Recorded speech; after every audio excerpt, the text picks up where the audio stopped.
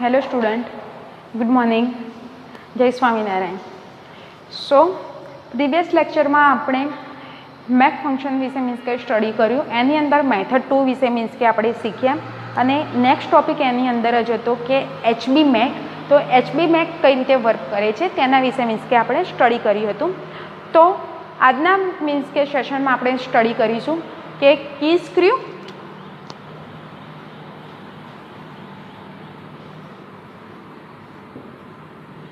કી screw એટલે શું.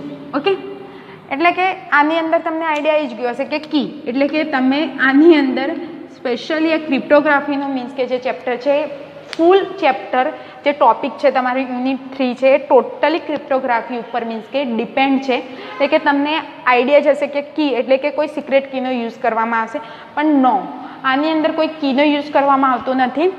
પણ ઈ સ્ક્રૂ એટલે કે ઈ સ્ક્રૂ છે એ એક અકાઉન્ટ છે. ઓકે, અને અકાઉન્ટ ઓપનિંગ મીન્સ કે અકાઉન્ટ તમે ઈ સ્ક્રૂ એટલે કે તમે ઓપન કરી શકો છો, એના રિલેટેડ મીન્સ કે ટોપિક છે. તો તમે કી સ્ક્રૂ એટલે કે કી સ્ક્રૂ કોને કહે છો, તો સિમ્પલી એની ડેફિનેશન થાય છે કે a temporary pass through account, a temporary pass through account held by third party. Okay, એટલે કે થર્ડ પાર્ટી પાસે મીન્સ કે ઈ સ્ક્રૂ અકાઉન્ટ ઓપન કરવાનો મીન્સ કે રાઇટ હોય છે. એ મીન્સ કે આ તમારું અકાઉન્ટ ઓપન કરી શકે છે. ઓકે, તો during the process of a transaction between two parties. Okay, કે આ જે અકાઉન્ટ છે ઓપન કરવાનું થર્ડ પાર્ટી જોડે એક્સેસ હોય છે, જ્યારે એની અંદર ટ્રાન્ઝેક્શન છે એ ટુ પાર્ટીઝ એટલે કે જે તમારું સેન્ડર અને રિસીવર હોય છે એ બંને પાર્ટી છે આની અંદર મીન્સ કે ટ્રાન્ઝેક્શન કરી શકે છે. તો લેટ્સ સ્ટાર્ટ ટોપિક. તો સૌથી પહેલાં હું તમને ડેફિનેશન લખાઈ દઉં.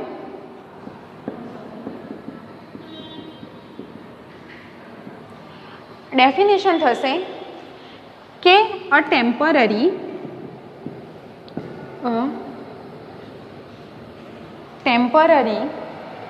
pass through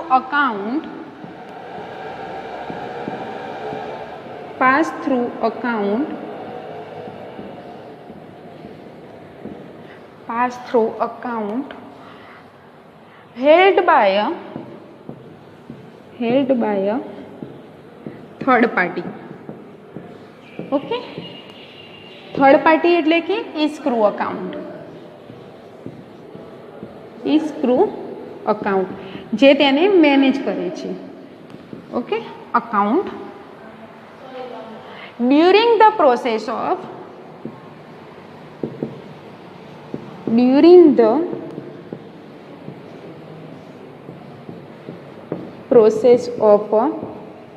two parties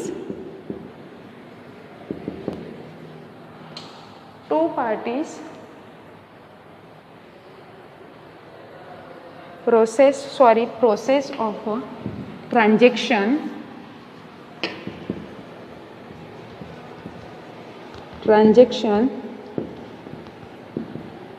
between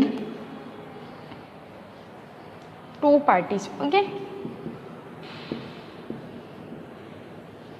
આ તમારી પ્રોપર ડેફિનેશન થઈ કી સ્ક્રૂની. ઓકે, તો અ ફાઇનાન્શિયલ અસેટ એટલે કે શેની અંદર મીન્સ કે તમે આનો યુઝ કરી શકો છો કી સ્ક્રૂનો. તો આની અંદર સિમ્પલી તમે ઇન્ક્રિપ્શન મીન્સ કે તમારી જે પાર્ટી હોય છે, ઇન્ક્રિપ્શન થ્રુ મીન્સ કે તમારે આની અંદર તમારો જે ઈ સ્ક્રૂ હોય છે એ અકાઉન્ટને મીન્સ કે ઓપન કરી શકે છે. એની જોડે મીન્સ કે રાઇટ હોય છે. એટલે કે ઈ સ્ક્રૂનો મીન્સ કે સૌથી વધારે યુઝ શેની અંદર થાય છે, તો ફાઇનાન્શિયલની અંદર, કોઈ એજ્યુકેશન સિસ્ટમ હોય એની અંદર, બિટકોઇનની અંદર થાય છે. અલગ અલગ કંપની હોય છે, જે કંપની હોય છે જે શેર માર્કેટ જે શેર હોય છે, કોઈ શેર રિલેટેડ કંપની છે એ શેર મીન્સ કે લોન્ચ કરવા માંગે છે, એ જગ્યાએ મીન્સ કે ઈ સ્ક્રૂ અકાઉન્ટનો મીન્સ કે યુઝ થાય છે. તો હવે તમને એવું થતું હશે કે ઈ સ્ક્રૂ અકાઉન્ટ છે એ ઓપન કોણ કરી આપે, તો બેંક થ્રુ. ઓકે, તો આ જે બેંક થ્રુ મીન્સ કે આ અકાઉન્ટ ઓપન થાય છે. ઓકે, ઈ સ્ક્રૂ અકાઉન્ટ છે એ બેંક થ્રુ ઓપન તમે કરી શકો છો. ઓકે, તો આની અંદર તમે financial, real estate, okay, company launching, share, bitcoin, જે આવા મોટા મોટા જે જગ્યાએ ટ્રાન્ઝેક્શન થતા હોય છે એ જગ્યાએ ઇસ્ક્રુ અકાઉન્ટનો મીન્સ કે જરૂર પડે છે. ઓકે, તો ઇસ્ક્રુ અકાઉન્ટ છે બેંક થ્રુ તમે ઓપન કરાવી શકો છો. ઓકે, તો અ financial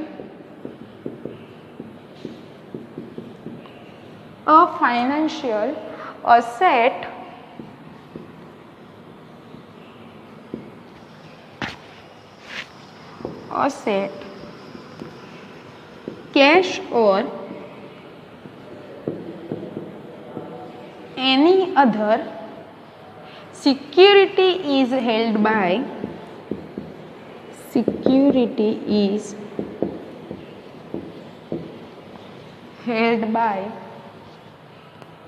the third party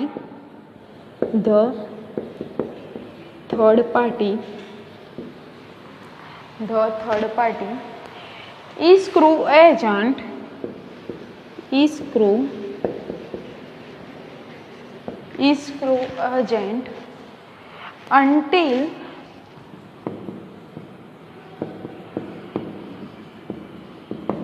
until construction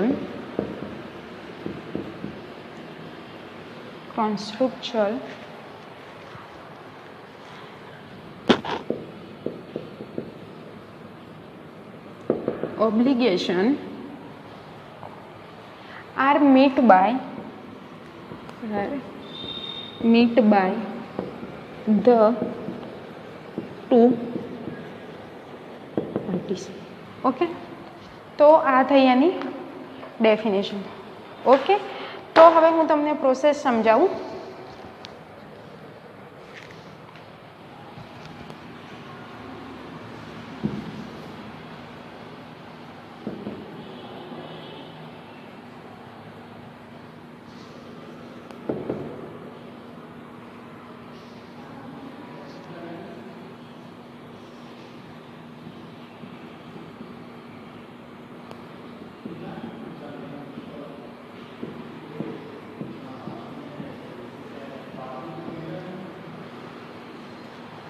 buyer and seller. Okay,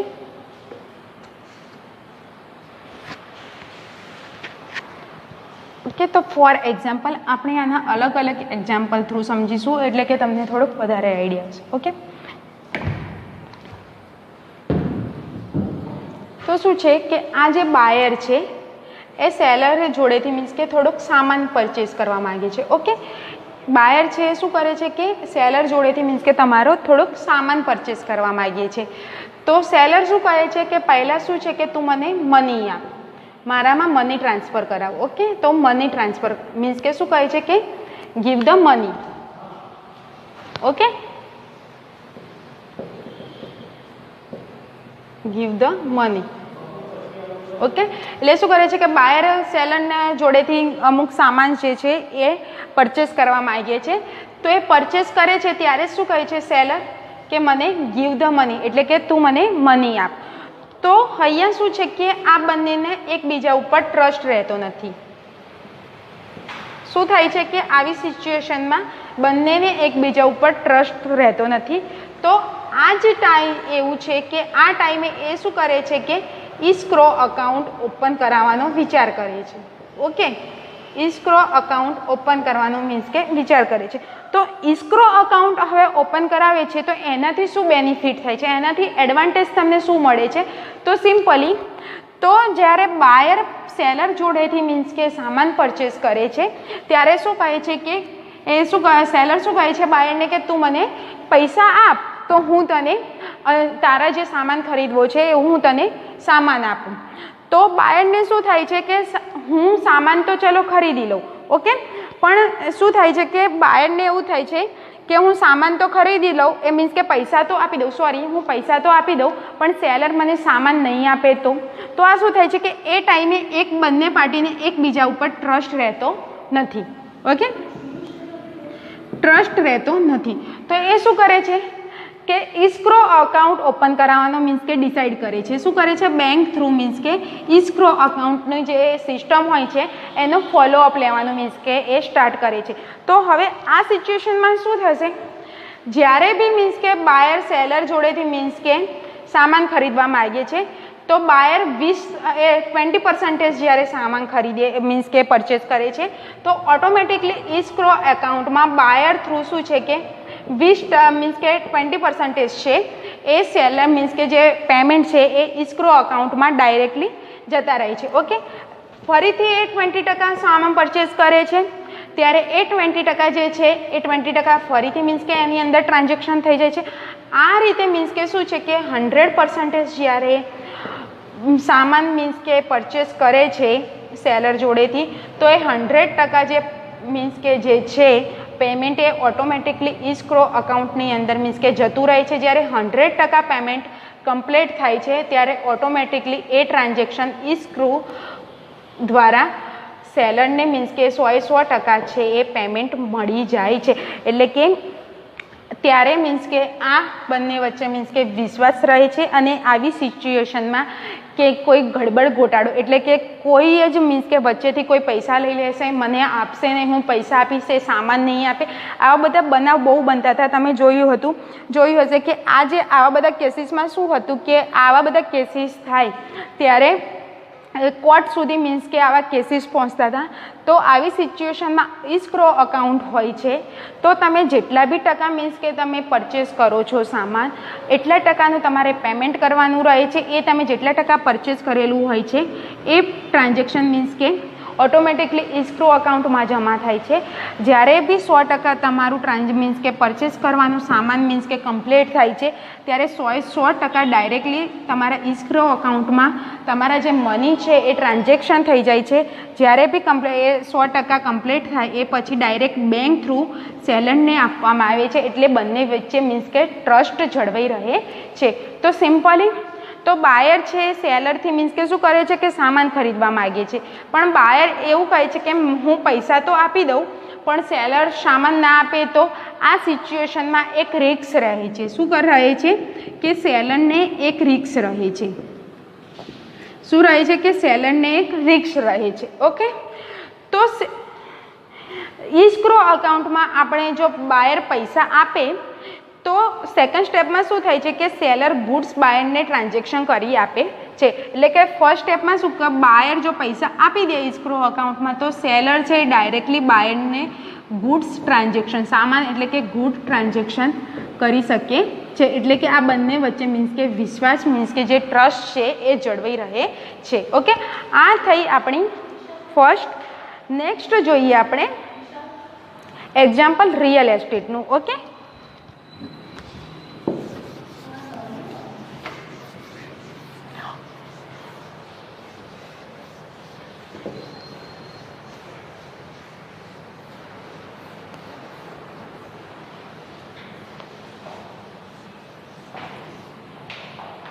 next થયું રિયલ એસ્ટેટ.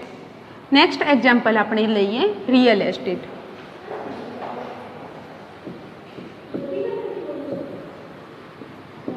ઓકે, રિયલ એસ્ટેટમાં શું થશે કે અહીંયા થોડાક પીપલ છે.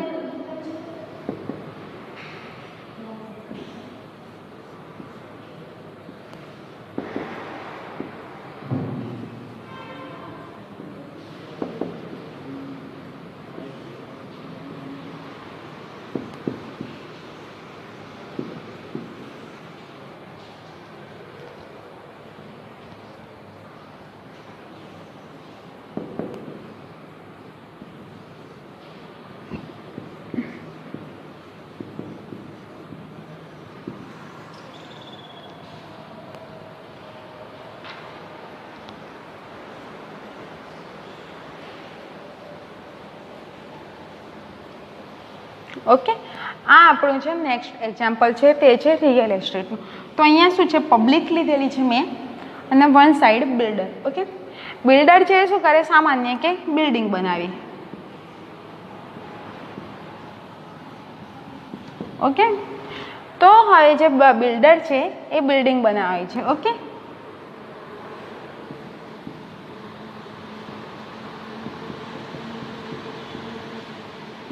ઓકે, બિલ્ડર છે એ બિલ્ડિંગ મીન્સ કે બનાવવાનું છે, પણ એની પહેલાં એ મીન્સ કે શું કરે છે કે અત્યારે તમે જોઈ જશે કોઈ બી જગ્યાએ મીન્સ કે કન્સ્ટ્રક્શન ચાલુ થશે એ પહેલાં જ એના હોલ્ડિંગ્સ ને બોર્ડ્સ ને એવું લગાવવામાં આવે છે અને એની શું કરવામાં આવે છે કે એડવર્ટાઇઝ કરવામાં આવે છે કે અહીંયા મીન્સ કે તમારું મીન્સ કે મકાન બને છે, રિયલ એસ્ટેટની કોઈ ઓફિસ બને છે. ઓકે, તો શું છે કે આ એ જ રીતનું મીન્સ કે એક એક્ઝામ્પલ છે.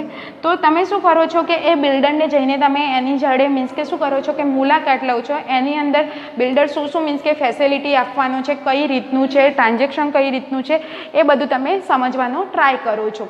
તો શું કરે છે કે બિલ્ડર કન્સ્ટ્રક્શન ચાલુ થાય એ પહેલાં તમારી જોડે શું છે કે અમુક પેમેન્ટ માગે છે. ઓકે, હવે એ પેમેન્ટ માગે છે અને તમને એ બિલ્ડિંગ છે ઓકે એની અંદર કે તમને ઇન્ટરેસ્ટ છે ઓકે કે એ તમારે પરચેસ કરવું છે. તો શું કરો છો કે તમે એ જે પેમેન્ટ છે ડાયરેક્ટલી મીન્સ કે શું કરો છો કે તમે બિલ્ડરને આપી દો છો. તો શું થાય છે કે ઘણી વખત એવું થાય છે કે પૈસા ન હોવાને કારણે બિલ્ડર જોડે જેટલું બી એનું બજેટ છે એ બજેટ કરતાં ઓછા મની હોવાને લીધે શું કરે છે કે એ તમારા બધા જ પૈસા લઈને મીન્સ કે જે મની છે એને લઈને કે નાસી જાય છે. એટલે કે શું થાય છે કે તમારા પૈસા બી જતા રહે છે અને તમને જે મીન્સ કે તમારે જે બિલ્ડિંગ મીન્સ કે તમે જે બિલ્ડર મીન્સ કે જે બિલ્ડિંગ બનાવી છે એ લેવાનું તમે વિચાર કરતા હોવ છો એ બી મીન્સ કે તમારા હાથમાંથી જતો રહે છે. તો આ એક રિયલ એસ્ટેટની અંદર સૌથી કોમન ઇસ્ક્રો અકાઉન્ટનો સૌથી વધારે યુઝ થાય છે. તો આ શું છે કે જ્યારે બી મીન્સ કે તમે પૈસા મની આપો છો તો તમારા મની ડાયવર્ટ થતા નથી. ભલે તમે એને એડવાન્સમાં મની આપી દો પણ તમારા જે મની છે એ ડાયવર્ટ થતા નથી. તો શું છે કે બિલ્ડર એની મીન્સ કે શું કરે છે કે લોન્ચ કરે છે ઓકે કે એડવર્ટાઇઝમેન્ટ કરે છે. એડવર્ટાઇઝમેન્ટ કરે છે તો શું કરે છે કે બિલ્ડર એડવર્ટાઇઝમેન્ટ કરે છે. આ પબ્લિક છે એ બિલ્ડિંગથી મીન્સ કે શું છે કે ઇન્ટરેસ્ટેડ છે.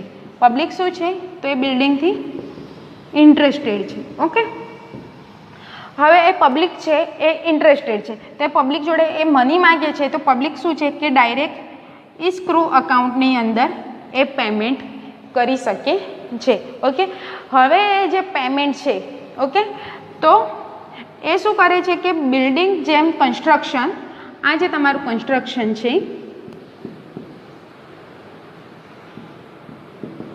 જેમ જેમ મીન્સ કે તૈયાર થવાનું સ્ટાર્ટ થશે એમ જેટલું બી મીન્સ કે બિલ્ડિંગ સ્ટાર્ટ થવાનું મીન્સ કે જે કન્સ્ટ્રક્શન છે એ સ્ટાર્ટ થવાનું મીન્સ કે થશે ત્યારે શું છે કે જો એ 20% કમ્પ્લીટ થશે 20% કમ્પ્લીટ થાય છે તો પબ્લિક 20% પેમેન્ટ કરે છે. ઓકે, ફરીથી 20% કમ્પ્લીટ થયું તો ફરીથી પબ્લિક 20% કમ્પ્લીટ કરે છે. ફરીથી 20% થયું કમ્પ્લીટ તમારું જે બિલ્ડિંગ છે એ તો પબ્લિક ફરીથી 20% કરે છે. જ્યારે 100% આ જે કન્સ્ટ્રક્શન છે એ 100% જ્યારે કમ્પ્લીટ થઈ જાય છે ત્યારે પબ્લિક એનું પેમેન્ટ છે એ 100% ઇસ્ક્રો અકાઉન્ટમાં કરી શકે છે. એટલે કે આમાં પબ્લિકને બી મીન્સ કે ટ્રસ્ટ રહે છે અને બિલ્ડરને બી ટ્રસ્ટ રહે છે કે મારા જે મની છે એ કોઈ જગ્યાએ ડાયવર્ટ થશે નહીં. ડાયરેક્ટ ઇસ્ક્રો અકાઉન્ટમાં જવાને લીધે ડાયરેક્ટલી બી જ્યારે બી એ કન્સ્ટ્રક્શન કમ્પ્લીટ થઈને એ આ જે પબ્લિક છે જનરલી પબ્લિક છે એ એને પરચેસ કરે છે ત્યારે 100% પેમેન્ટ ઓટોમેટિકલી ઇસ્ક્રો અકાઉન્ટ થ્રુ બિલ્ડરને મળી શકે છે. આ થયું આપણું રિયલ એસ્ટેટનું એક્ઝામ. નેક્સ્ટ આપણે જોઈએ પ્રોજેક્ટ ફાઇનાન્સિંગનું એક્ઝામ્પલ.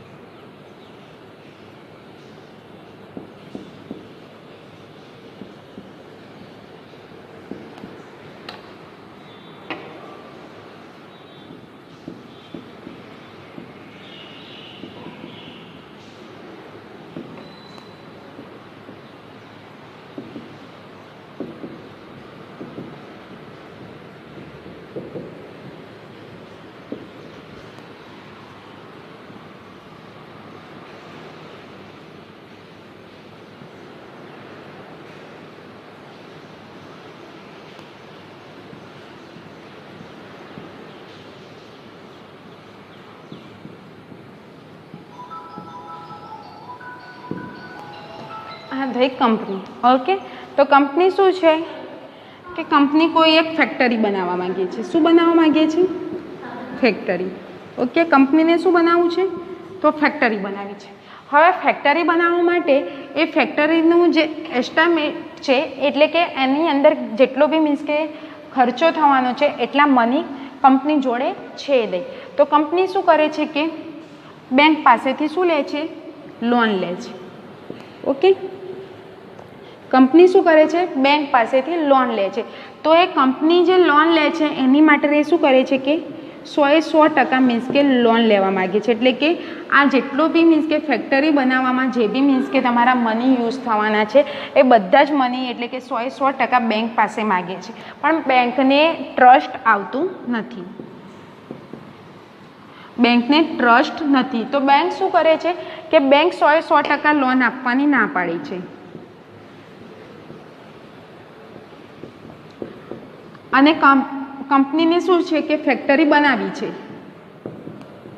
તો હવે વચ્ચેવાળો રસ્તો આપણે જોઈએ તો શું છે કે ઇસ્ક્રો અકાઉન્ટ. તો બંને વચ્ચે એક ડીલ થાય છે. શું ડીલ થાય છે? બેંક અને ફેક્ટરી વચ્ચે એક ડીલ થાય છે. શું થાય છે? ઇસ્ક્રો અકાઉન્ટમાં પૈસા ટ્રાન્સફર કરવાની. બેંક 100% લોન આપવા રેડી થઈ જાય છે. પણ કઈ રીતે? તો જેમ જેમ કંપની છે એ ફેક્ટરીનું જેટલા બી ટકા પર્સન્ટેજ મીન્સ કે કમ્પ્લીટ વર્ક કરે છે એટલા ડાયરેક્ટલી બેંક છે ઇસ્ક્રો અકાઉન્ટમાં મીન્સ કે પૈસા ટ્રાન્સફર કરે છે. કે ફર્સ્ટ સ્ટેપમાં એને 30% કમ્પ્લીટ કર્યું તો ઓટોમેટિકલી 30% બેંક છે એ ઇસ્ક્રો અકાઉન્ટમાં જમા થાય છે. ફરીથી 30% કર્યું તો ફરીથી 30% જમા કરે છે. 100% જ્યારે અહીંયા કમ્પ્લીટ થાય છે તો અહીંયા 100% મીન્સ કે જે બેંક છે એ ઇસ્ક્રો અકાઉન્ટમાં મીન્સ કે પૈસા ટ્રાન્સફર કરે છે. એટલે કે સ્ટેપ બાય સ્ટેપ જેટલું બી મીન્સ કે કમ્પ્લીટ વર્ક થાય છે એટલું બેંક છે એ મીન્સ કે એ પૈસા જે મની છે ઇસ્ક્રો અકાઉન્ટમાં ટ્રાન્સફર કરે છે. એટલે કે બેંકનું રિસ્ક કમ્પ્લીટ રહેતું ને બેંકને બી મીન્સ કે શું છે કે બેંકને બી કોઈ રિસ્ક રહેતું નથી અને કંપનીને બી મીન્સ કે જે કંપનીને બી કોઈ રિસ્ક રહેતું નથી. એટલે કે બેંક જે પૈસા કંપનીને આપે છે એટલે કે બેંકને બી એવો વિશ્વાસ થાય છે કે હું જે પૈસા આપું છે બીજે કંઈ ડાયવર્ટ થતા નથી. જે કામ માટે મીન્સ કે જે માગેલા છે એ કામની અંદર જ મીન્સ કે ડાયવર્ટ થાય છે. ઓકે, તો આ જે છે એ હેન્ડ ઓવર પેપર દ્વારા મીન્સ કે તમે કરી શકો છો. હેન્ડવેર પેપર થ્રુ બી આ વર્ક થઈ શકે છે. ઓકે, તો આવા તમે અલગ અલગ ઘણા બધા એક્ઝામ્પલ મીન્સ કે તમે કી સ્ક્રૂની અંદર આપી શકો છો. તો આ રીતે ઇસ્ક્રો અકાઉન્ટનો મીન્સ કે યુઝ કરવામાં આવતો હોય છે. તો સિમ્પલી એક એક્ઝામ્પલ હું તમને કહી દઉં કે આ જે એક્ઝામ્પલ મીન્સ કે છે એ તમે કે ઇસ્ક્રો અકાઉન્ટની અંદર જ્યારે બી મીન્સ કે તમારી જે પ્રાઇવેટ કી હોય છે એ ઇમરજન્સીમાં ખોવાઈ જાય છે તો થર્ડ પાર્ટી જોડે એ કી હોય છે અને એ કી થ્રુ મીન્સ કે શું છે કે તમે એને એ ડેટાને તમે એક્સેસ કરી શકો છો. ઓકે, એટલે કે આ રીતે તમે અલગ અલગ એક્ઝામ્પલ આપીને ઇસ્ક્રો અકાઉન્ટ કઈ રીતે વર્ક કરે છે એ તમે સમજાવી શકો છો અને એ સ્ટેપ બી તમારે મીન્સ કે એક્ઝામમાં નીચે સ્ટેપ બાય સ્ટેપ મીન્સ કે લખવાના રહે છે. તો સ્ટુડન્ટ આપણે નેક્સ્ટ ટોપિકમાં જોઈશું કે પબ્લિક ઇન્ફ્રાસ્ટ્રક્ચર કઈ રીતે વર્ક કરે છે.